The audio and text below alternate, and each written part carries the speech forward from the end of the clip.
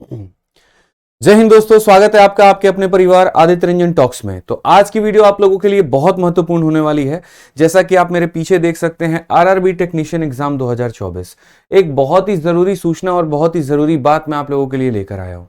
Offline में काफी बच्चे मुझसे मिले और वो काफी ज्यादा परेशान थे रेलवे की इस नोटिस के बाद में। उन्होंने कहा कि सर देखिए, हमें जो रेलवे ने नोटिस दिया है, जो नोटिफिकेशन दिया है, उस नोटिफिकेशन के अंदर में जोन वाइज वैकेंसी है, लेकिन कई बार हम चाह रहे हैं कि सर पोस्ट वाइज हमें वैकेंसी मिले। मुझे पूरे जोन से क्या मतलब है सर, मुझे तो एक पोस्ट से मतलब है, क्योंकि मैं सिर्फ उसी के लिए एलिजिबल हूं। तो वो पर्टिकुलर पोस्ट की अलग अलग जोन में कितनी वैकेंसी आएगी सर, वो हमें नहीं पता।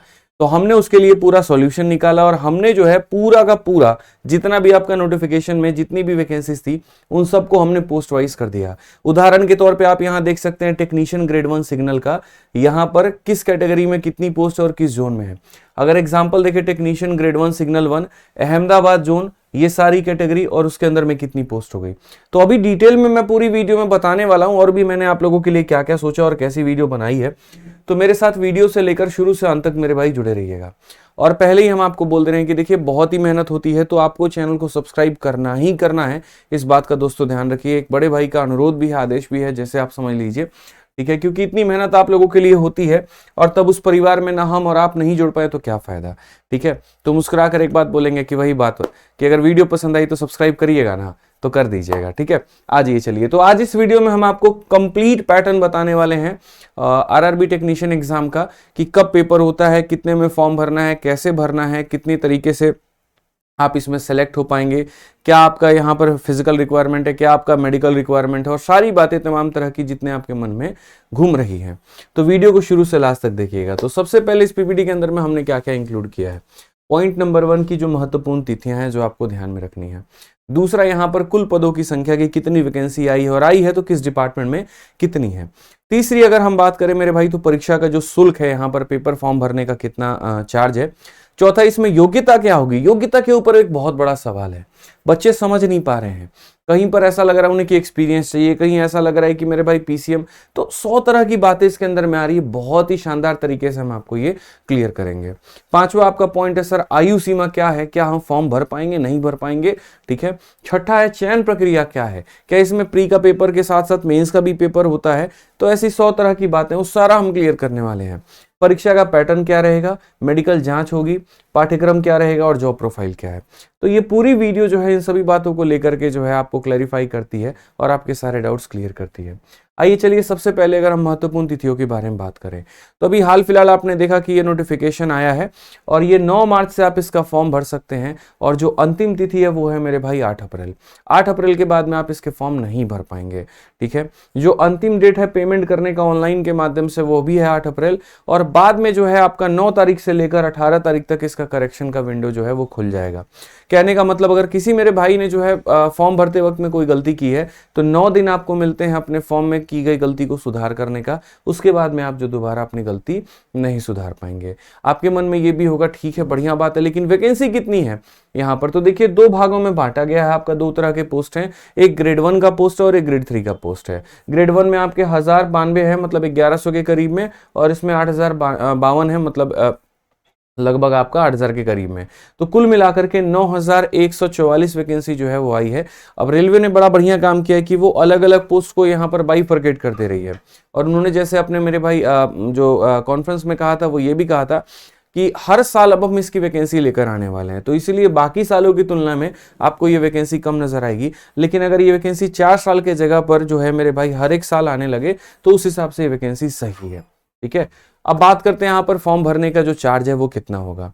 तो देखिए, चाहे आप जनरल हैं, ओबीसी हैं या ईबीसी हैं, आप यहाँ पर जो 500 रुपये देने पड़ेंगे आपको फॉर्म भरने के लिए, और बाकी एससी एसटी फीमेल और बाकी लोगों को 250 रुपये देना होगा। इसमें सबसे अच्छी बात यहाँ पर यह है कि यदि आप प्री के पेपर में अपीयर होते हैं और उसका पेपर फॉर्म भरते, मतलब पेपर देते हैं, तो 500 रुपये में से 400 रुपये आपको वापस आपके अकाउंट में आ जाएगा, और जिन्होंने 250 रुपये दिया उनका 250 का 250 वापस आ जाएगा। लेकिन कंडीशन यह है कि आपको पेपर देने सेंटर पर जाना होगा। अगर आपने नहीं दिया तो आपके पैसे वापस नहीं आएंगे। हर बार लोग ऐसा बोलते भी हैं कि जो चुनाव है तो सरकार तभी रेलवे का फॉर्म निकालती है, क्योंकि इसमें काफ़ी भारी संख्या में बच्चे जो है वो अप्लाई करते हैं और एक तरीके से यहाँ पर जो है काफ़ी मोटा इनकम हो जाता है। देखिए, हमारे बातों के लिए यहाँ पर जो है वो हमारे लिए महत्वपूर्ण नहीं है कि सरकार कब निकाले कब नहीं निकाले। हमारा तो बस सरकार से एक ही अनुरोध रहता है, समय अनुसार आप यहाँ पर जो है वैकेंसी निकालिए और बच्चों का सिलेक्शन हो, बच्चे नौकरी प्राप्त करें, अपनी योग्यता के हिसाब से उनको उनका हक मिले। बस मेरा तो यही हमेशा अनुरोध रहता है। अगर हम बात करें यहाँ पर शैक्षणिक योग्यता के बारे में, तो 2 तरह के पद बताए थे मैंने। ग्रेड 1 का बताया था जिसमें 1092 वैकेंसी, और दूसरी ग्रेड 3 बताई थी जिसमें 8052 है। अगर हम इसमें बात करें यहाँ पर कि अगर आप चाहते हैं इसमें सिलेक्शन लेना, अगर आप चाहते हैं ये नौकरी आपको मिले, तो इसके लिए आपको बैचलर ऑफ साइंस में होना पड़ेगा। मतलब आपने बीएससी अगर की है फिजिक्स में, इलेक्ट्रॉनिक्स में, कंप्यूटर साइंस में, आईटी में या इंस्ट्रूमेंटेशन में, तो मेरे भाई आप इसको अप्लाई कर सकते हैं। या फिर दूसरा तरीका ये भी है कि आपने पॉलिटेक्निक किया हो, ठीक है, या फिर तीसरा ये भी है कि आपने बीटेक किया हो। तो अगर इन तीनों में से आपने कुछ भी मेरे भाई किया हुआ है तो आप इस फॉर्म को ग्रेड 1 को भर पाएंगे। अगर हम उसके बाद बात करें यहाँ पर दूसरा वाला ग्रेड 3 के बारे में, ठीक है, मतलब यहाँ पर तो उसमें ग्रेड 3 में भी अलग अलग बाइफर्केशन हो रखा है। जैसे ग्रेड 3 में एक 15 नंबर है जो कि मैं आपको आगे चल के एक्सेल में दिखाऊंगा। तो उसमें एसएनटी में यहाँ पर जो है रिक्वायरमेंट है इस तरीके से कि मैट्रिकुलेशन के साथ साथ आपका आईटीआई भी होना चाहिए, ठीक है। मतलब मैंने बांटा है देखो 3 भागों में। पहला जो मैंने आपके लिए ग्रेड 1 बांट दिया वो ग्रेड 1 के लिए कॉमन है। दूसरा मैंने ग्रेड 3 में जो बांटा है वो सिर्फ एक एसएनटी पोस्ट के लिए, इसमें थोड़ी सी स्पेशल है। और वो यहाँ पर यह है कि आपको मैट्रिकुलेशन यानी 10वीं पास के साथ साथ आपके पास में आईटीआई की भी डिग्री हो, या फिर आप एक तरीके से मैट्रिकुलेशन के साथ साथ अप्रेंटिसशिप की भी डिग्री हो, या फिर आपने 12th किया हो लेकिन फिजिक्स में और मैथ्स में। इस बात को आपको ध्यान रखना है। मतलब आर्ट्स और कॉमर्स वाले बच्चे अप्लाई नहीं कर पाएंगे। टेक्निकल पोस्ट है यार, तो टेक्निकल पोस्ट में तो फिजिक्स में मतलब ये चाहिए ही चाहिए। और इसके अलावा जो बाकी सारे के सारे पोस्ट हो जाते हैं उनके लिए यहाँ पर ये कंडीशन हो जाता है कि आपने 10th किया हो आईटीआई के साथ में, या फिर आपने मैट्रिकुलेशन की हो अप्रेंटिसशिप के साथ में। तो इन बातों का ध्यान रखना है। देखिए हर एक शब्द बहुत महत्वपूर्ण हो जाते हैं आपके लिए, ठीक है, लेकिन इनसे सबसे ज्यादा महत्वपूर्ण एक और बात होती है कि ये आपके पास में जो भी डिग्री हो ना वो फर्जी डिग्री ना हो। कई सारे लोग आपको झांसा देते हैं कि हम तुमको आईटीआई का डिग्री दे देंगे, हम तुमको इसका डिग्री दे देंगे। आप उनके चक्कर में पड़ भी जाते हैं, चंद हजार रुपए में आप डिग्री लेने की सोचते भी हैं। लेकिन इस बात का ध्यान रखिएगा कि वो एक मान्यता प्राप्त संस्थान है भी कि नहीं है। पहली बात तो ऐसा काम ना करें, ठीक है। दूसरी बात मेरे भाई, अगर आप ईमानदारी तरीके से जो है अगर आपने अपनी डिग्री ली भी है तो यहाँ पर ये ध्यान रखें कि जिस कॉलेज में आप गए थे, जिस कॉलेज से आपने फॉर्म भरा, जिस कॉलेज से आपने जो है एक तरीके से अपने पेपर को पूरा किया, सभी चीज़ें की, क्या वो कॉलेज की मान्यता है भी कि नहीं है। जैसे एक बच्चा मेरे पास आया, सर मैंने तो बीटेक जो है वो डिस्टेंस से किया हुआ है और घर पर बैठ के मैंने बीटेक कर लिया। अब यार उसकी कोई वैल्यू है ही नहीं।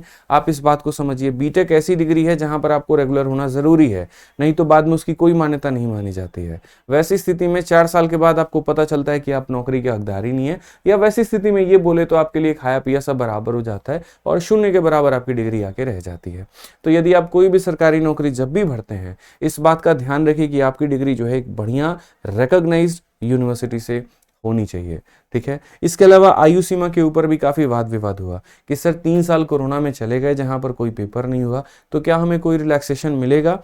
तो देखिए एज रिलैक्सेशन आप लोगों को मिला है, इसमें आप निश्चिंत रहें। लेकिन जो सबसे कम उम्र सीमा है जिसमें फॉर्म भरने की है वो है 18 साल, और जो सबसे अधिक सीमा है वो है हमारी 36 साल। इसके बाद आप अप्लाई नहीं कर पाएंगे, लेकिन हमेशा की तरह अलग अलग मेरे भाई कैटेगरी को यहाँ पर जो है रिलैक्सेशन भी मिलता है, तो वो यहाँ भी मिलेगा। SC ST वालों को जो यहाँ उम्र दिया गया है उसके अलावा 5 साल का जो है रिलैक्सेशन और मिलता है।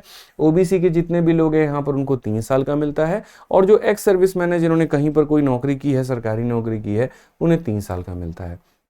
जो आपने ये चयन प्रक्रिया देखा मेरे भाई, इस चयन प्रक्रिया की अगर हम बात करें तो इसमें आपको एक प्री का पेपर देना है, फिर डॉक्यूमेंट वेरीफाई होगा, फिर मेडिकल देना है। आप में से काफी बच्चे सोच रहे होंगे सर वो जो एक्सेल फाइल दिखाए थे पोस्ट वाला वो कब दिखाइएगा। उसको हम दिखाएंगे, लास्ट में दिखाएंगे, लेकिन उसके पहले जो हम बता रहे हैं वो समझिए। मानिए कोई बालक है और वो यहाँ पर सोच रहा है अरे हमने 10वीं किया हुआ है, हमारे पास में ये डिग्री भी है, तो हम कैसे करें। तो भाई देखो तुम्हारे पास में इस मतलब सिलेक्शन लेने के लिए ये 3 चीजें फॉलो करनी है। एक तो आपका प्री का पेपर होगा, उसमें आपका कट ऑफ क्लियर होगा, उसमें अगर आपके नंबर आते हैं तो फिर आपको डॉक्यूमेंट वेरिफिकेशन के लिए बुलाया जाता है। अगर आपके डॉक्यूमेंट वेरीफाई हो जाते हैं तो मेडिकल होता है। मेडिकल को भी लेकर बच्चों के मन में काफी संशय होता है, हम वो भी आपके लिए क्लियर करेंगे। अगर कंप्यूटर बेस्ड एग्जामिनेशन की बात करें तो शुरू में हमने आपको 2 तरह के पोस्ट दिखाए थे, एक ग्रेड 1 और दूसरा ग्रेड 3। दोनों के प्री के जो पेपर होते हैं वो अलग अलग होते हैं और थोड़ी सी इसमें डिफरेंसेस होती है। अगर हम ग्रेड 1 की पेपर की बात करें तो कोई भी पेपर की बात करने के पहले एक बात हम आपको बता दें, ये जो परीक्षा है ये आपकी ऑनलाइन होगी, ऑफलाइन नहीं होगी। OMR शीट वाला चक्कर यहाँ नहीं रहता है। आप जाते हैं कंप्यूटर पर पेपर देते हैं और उसके बाद में आपका सबमिट वहीं पर हो जाता है। तो अगर हम बात करें यहाँ पर ग्रेड 1 को लेकर के, तो ग्रेड 1 में आपके 4 पेपर हो गए, रीजनिंग का हो गया, GS का हो गया, मैथ्स का हो गया, कंप्यूटर का हो गया और यहाँ पर बेसिक साइंस एंड इंजीनियरिंग का हो गया। पेपर तो 4 ही होते हैं, लेकिन साइंस के मतलब यहाँ पर जो है GS को 2 भागों में बांट दिया जाता है। एक तरफ अकेला पूरा साइंस होता है और दूसरी तरफ आपका GS होता है। इसमें देखेंगे तो रीजनिंग के 15 सवाल, GS के 10 सवाल, यहाँ पर जो है मैथ्स के यानी गणित के 20 सवाल, कंप्यूटर के 20 सवाल और साइंस के ऊपर में मतलब साइंस भी आ जाता है, इंजीनियरिंग का थोड़ा सा भाग आ जाता है, क्योंकि देखिए डिप्लोमा का डिग्री मांग रहा है, बीटेक का मांग रहा है, तो कहीं ना कहीं उसमें इंजीनियरिंग के पाठ्यक्रम से वो संबंधित है, तो सवाल भी उसी के पाठ्यक्रम से ये पूछा जाता है। तो 35 सवाल यहाँ पर उसके हो जाते हैं। ये सभी मिलाकर के 90 मिनट का आपका पेपर होता है। सवालों की संख्या की बात करें तो 100 सवाल, हर एक सवाल एक एक नंबर का, तो 100 नंबर का पेपर हो गया। 100 सवाल 100 नंबर का पेपर और 1.5 घंटे का समय है। गलती किए तो 1/4 की जगह 1/3 नंबर कटेंगे, यानी 3 नंबर में 1 नंबर आपका जो है वो कट जाएगा। अगर हम ग्रेड 3 की बात करते हैं तो ग्रेड 3 में जो कंप्यूटर है वो गायब हो जाता है और ये कंप्यूटर के 20 क्वेश्चन जो है यहाँ पर ये प्रसाद के तौर पे सभी में बंट जाते हैं। 5 सवाल इसमें साइंस में चले जाते हैं तो वो 40 हो जाता है, 5 सवाल मैथ्स में चले जाते हैं तो वो 25 हो जाता है और ऐसे ही मेरे भाई बाकियों में भी ये जो है बट जाता है ये। तो इस तरीके से यहाँ पर ग्रेड 3 में अगर हम बात करें तो रीजनिंग जो है, जहाँ पर पहले 15 सवाल आते थे तो रीजनिंग के 25 सवाल आएंगे। GS के पहले जितने रहते थे अभी भी उतने ही क्वेश्चन रहेंगे। मैथ्स में 20 के जगह पर 25 हो जाएगा और यहाँ साइंस में 35 के जगह 40 हो जाएगा। यानी 20 सवाल में 10 रीजनिंग के खाते में, 5 मैथ्स के खाते में, 5 साइंस के खाते में। अभी भी 100 सवाल का पेपर होगा, 100 नंबर का ही पेपर होगा। इसमें भी आपको 1.5 घंटे मिलेंगे और इसमें भी नेगेटिव मार्किंग 1/3 होगी। तो ग्रेड 1 ग्रेड 3 में फर्क है और वो है कंप्यूटर के पेपर का। ग्रेड 1 में आपको कंप्यूटर देना है, ग्रेड 3 में नहीं देना है। सिलेबस की बात करें तो देखिए वही सिलेबस है जो आप नॉर्मल रेलवे के एग्जाम्स जैसे NTPC हो गया, टेक्नीशियन हो गया, उनके लिए आप पढ़ते हैं, या SSC के जो बच्चे तैयारी कर रहे हैं वो पूर्ण तरीके से इस फॉर्म को भर सकते हैं, क्योंकि आपको जो पढ़ाया जाता है उसके अलावा सिलेबस में इसमें कुछ भी नहीं है। अगर आप यहाँ देखेंगे तो सेम सिलेबस है आपका, चाहे आप साइंस की बात कर लो, GS की बात कर लो, ठीक है। हाँ, कंप्यूटर में थोड़ा सा आपको ध्यान देना है, स्पेशली ग्रेड 1 वाले बच्चे जिन्हें कंप्यूटर का पेपर देना है। बाकी ग्रेड वालों को उतना कोई दिक्कत की बात नहीं है। और बाकी मैथ्स में सब कुछ मेरे भाई वहीं पर सेम है, हमने पूरा सिलेबस यहाँ दे रखा है। आप आराम से तसल्ली से इसकी स्क्रीनशॉट लेकर के सारी बातों को मेरे भाई समझ सकते हैं, जान सकते हैं। करंट अफेयर भी थोड़ा बहुत ध्यान देना है आपको, और किस किस बातों पर करंट अफेयर में ध्यान देना है वो ये हमने सारा का सारा यहाँ पर मेंशन कर दिया है, ठीक है। तो यहाँ पर ये पूरा का पूरा सिलेबस हमारी तरफ से मेंशन्ड है। तो पहले मैंने क्या कहा आपसे, पहले मैंने कहा कि आपको प्री का पेपर देना है, फिर उसके बाद आपके डॉक्यूमेंट वेरीफाई होंगे, सत्यापित होंगे कि जो आपने डॉक्यूमेंट के बारे में चर्चा की है, जो आपने बताया है, क्या वो उचित है, क्या वो सही है या फर्जी है। और उसके बाद में आता है आपका मेडिकल। अब इसमें मेडिकल भी देखो तो एक ही तरह का मेडिकल नहीं, इसमें कोई फिजिकल का टेस्ट नहीं होता, भागना दौड़ना कुछ नहीं रहता है, बस मेडिकल होता है। मेडिकल भी पोस्ट के हिसाब से है, अलग अलग है। जैसे अगर आप मान लीजिए यहाँ पर जो है A1 मेडिकल का टेस्ट है, तो A1 मतलब कुछ पोस्ट हैं जिनमें A1 मेडिकल टेस्ट चाहिए, तो उस A1 में क्या चाहिए, मतलब पूरा 6/6 आपका आंख होना चाहिए, चश्मा वश्मा कुछ ना लगे, कोई पावर वावर ना लगे, वो एक्सेप्ट नहीं माना जाएगा। कुछ पोस्ट ऐसे हैं जहां पर जो बच्चे चश्मा पहने हैं या थोड़ा सा पावर वावर में दिक्कत है उनके आंखों में, तो उनमें B1 मेडिकल है, कुछ में मेरे भाई B2 है, कुछ में C1 है। तो ये जब आप नोटिफिकेशन देखेंगे ना तो पोस्ट वाइज यहाँ पर जो है आप उसको मैच कर सकते हैं। तो सबसे बढ़िया मैं आपको ये बताऊंगा कि जो आप फॉर्म भर रहे हैं, जो पोस्ट भर रहे हैं, उसमें मेडिकल देख लीजिए कि किस तरह का मेडिकल किया गया है। A1 है तो उसमें देख लीजिए आप यहाँ पर कि A1 के लिए यहाँ पर मैंने बगल में क्या लिखा है, क्या ये आपके मैच करता है कि नहीं करता है, वो आपको देखना है यहाँ पे। इसके अलावा अगर हम बात करें मेरे भाई तो देखो पैसा के बारे में सबका सोच रहता है, कितना पैसा मिलेगा इसके अंदर में, कितनी एक तरीके से जो है वो सैलरी मिलेगी। तो देखिए ग्रेड 1 और ग्रेड 3 दो तरह के पोस्ट हो गए आपके। ग्रेड 1 जो होता है वो लेवल 5 की पोस्ट है और ग्रेड 3 जो होता है वो लेवल 2 की पोस्ट है। इसमें जो बेसिक सैलरी स्टार्ट होती है 19,900, लेकिन इतना नहीं होता है, ये लगभग 35,000 के करीब में आपको सैलरी मिल जाती है। और ये सैलरी जो 29,200 है ये बेसिक सैलरी है, ग्रॉस है। जब आपको ओवर और इन हैंड मिलेगा तो 45,000 के करीब में आपको ये सैलरी मिल जाती है, 45,000 से ऊपर के करीब में मिलती है। सिटी का भी थोड़ा सा फर्क होता है यहाँ पर, तो उससे सैलरी भी चेंजेस होते हैं। अब बात आती है, सर ठीक है ये सारा टेक्निकल का इतना सारा पोस्ट बताए हैं, तो बेसिकली इनका काम क्या होता है। तो सभी पोस्ट का मैं एक आपको ओवरव्यू दे रहा हूं भाई, और यहाँ पर ये बोले हैं कि देखिए जो लोग यहाँ पर जो पोस्ट है उनमें काम क्या होता है। तो आप मेरे बगल में ये फोटो देख सकते हैं, इनमें यहाँ पर काम जो है चाय बनाने का नहीं है, यहाँ पर कुछ और करने का नहीं है, सफाई का नहीं है। यहाँ पर ये जो काम है टेक्निकल काम है, फिटिंग करना कहीं पर, एक तरीके से प्लम्बर वाला काम हो गया, एक तरीके से फिटिंग वाला काम हो गया। हम पोस्ट के बारे में भी जब आपको बताएंगे ना सारा दिखाएंगे। तो रेलवे की जितनी मेंटेनेंस के वर्क हो गए वो देखना, कहीं पर रिपेयरिंग है, ओवरहॉलिंग है वो देखना, ठीक है, रेलवे के रोलिंग स्टॉक्स और ये सारा का सारा जो है ये सारा काम देखना। तो ये हो गए मेरे भाई यहाँ पर इसके जॉब प्रोफाइल। अगर हम जॉब प्रोफाइल के बाद बताएं तो देखिए, अगर आप तैयारी करना चाहते हैं, देखिए तो ये आपका जॉब प्रोफाइल हो गया। अब जॉब प्रोफाइल के बाद एक बात को समझिए, अभी हम आपको डिटेल में अब हम आपको लेकर के चलेंगे और सारे पोस्ट के बारे में बताएंगे, अभी हम आपको एक्सेल फाइल दिखाएंगे। लेकिन उसके पहले आपके मन में ये सवाल आ रहा होगा कि सर इसकी तैयारी कैसे करें। तो देखिए, भारत में अगर आप किसी भी वनडे कॉम्पिटिटिव एग्जाम की तैयारी करते हैं तो आपके लिए मेरे भाई एक जो बैच है यहाँ पर वो अपने आप में सबसे परिपूर्ण है, और वो है हमारा मैथ्स का रिकॉर्डेड बैच। ठीक है, अगर आप मैथ्स की तैयारी करना चाहते हैं इस पोस्ट के लिए तो आप हमारे मैथ्स के रिकॉर्डेड बैच को लीजिए, जिसकी वैलिडिटी आपको लाइफ टाइम मिलती है। मतलब एक बार अगर आप ये बैच ले लेते हैं तो आपको जीवन में कभी दूसरी पोस्ट के लिए, दूसरे एग्जाम के लिए कभी कोई दूसरा बैच लेने की आवश्यकता नहीं है, और इसके लिए आप ले सकते हैं आरजी विक्रमजीत एप्लीकेशन से। सबसे अच्छी बात बताएं तो इस बैच की फीस 699 है, लेकिन अभी ऑफर भी चल रहा है होली का, तो ये आपको 399 रुपए के अंदर में मेरे भाई मिल जाएगा, जो कि सबसे बड़ा फायदा है आप लोगों के लिए। तो आप मैथ्स रिकॉर्डेड बैच में यदि एनरोल करना चाहते हैं तो आप यहां कर सकते हैं। अगर आप ये बैच आपके पास में होगा तो आप रेलवे के किसी भी वनडे कॉम्पिटिटिव एग्जाम्स को क्रैक कर पाएंगे। उसके अंदर में हमने कंप्लीट मैथ पढ़ा रखा है। ये हमारा इंक्वायरी नंबर है जिसके ऊपर में आप फोन करके बात कर सकते हैं। साथ में मैं आपको एक और बात सजेस्ट करूंगा कि आप अगर किसी एग्जाम की तैयारी कर रहे हैं तो आपके पास में हमारी ये ब्रह्मास्त्र की किताब जरूर होनी चाहिए। ये किताब में गणित का पूरा निचोड़ है। किसी भी परीक्षा के 15 दिन 20 दिन पहले आप पढ़ करके जाओ, गारंटी कहता हूं वहां से पूरे के पूरे सवाल यहीं से फंसेंगे।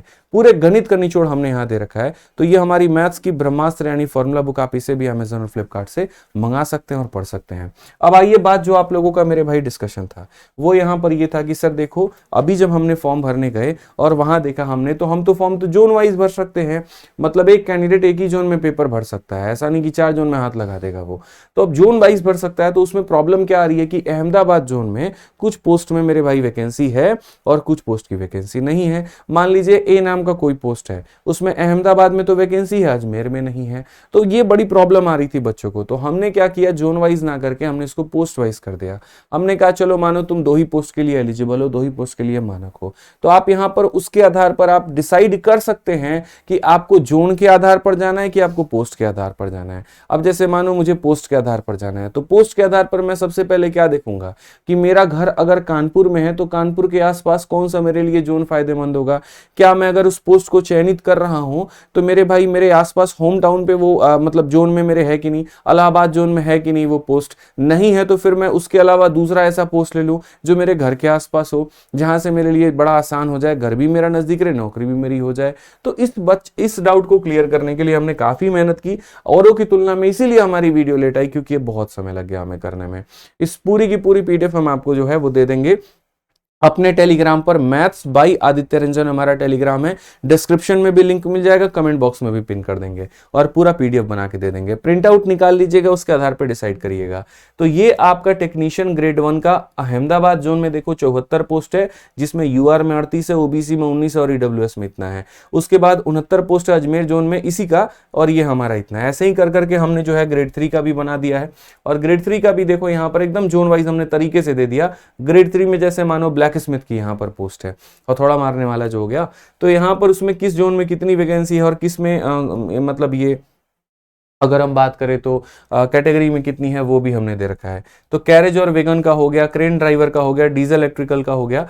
जो सबसे इंपॉर्टेंट यहाँ पर आ जाता है दोस्तों वो मेरे भाई यहाँ पर ये आ जाता है, फिटर भी है आपका, देखो एयर कंडीशनर भी है, और ये सारा का सारा यहाँ पर ये एसएनटी, जिसके बारे में मैं आपको डिस्कशन कर रहा था और जिसके बारे में मैंने आपके लिए अलग से बताया था यहाँ पर पूरा का पूरा। तो ये एसएनटी के यहाँ पर जो है ना ये बहुत ज्यादा मतलब एक तरीके से चर्चा में है, और इसमें अगर हम बात करें तो देख सकते हैं आप यहाँ पर कि अहमदाबाद जोन में जैसे 106 पोस्ट हैं, तो किस किस कैटेगरी में कितने हो गए, अजमेर में कितने हैं, बैंगलोर में कितने हैं, भोपाल में कितने। और दोस्त यहाँ पर ये हम आपको पूरी की पूरी पीडीएफ दे देंगे। मेरे पास काफी बच्चे आए ऑफलाइन में जिन्होंने ये बताया कि सर मैं बहुत समस्या हो रही है, मतलब ये फॉर्म हमारे लिए डिकोड करना बड़ा मुश्किल सा हो जा रहा है। हमने कहा तुम टेंशन मतलब हम जिंदा हैं अभी।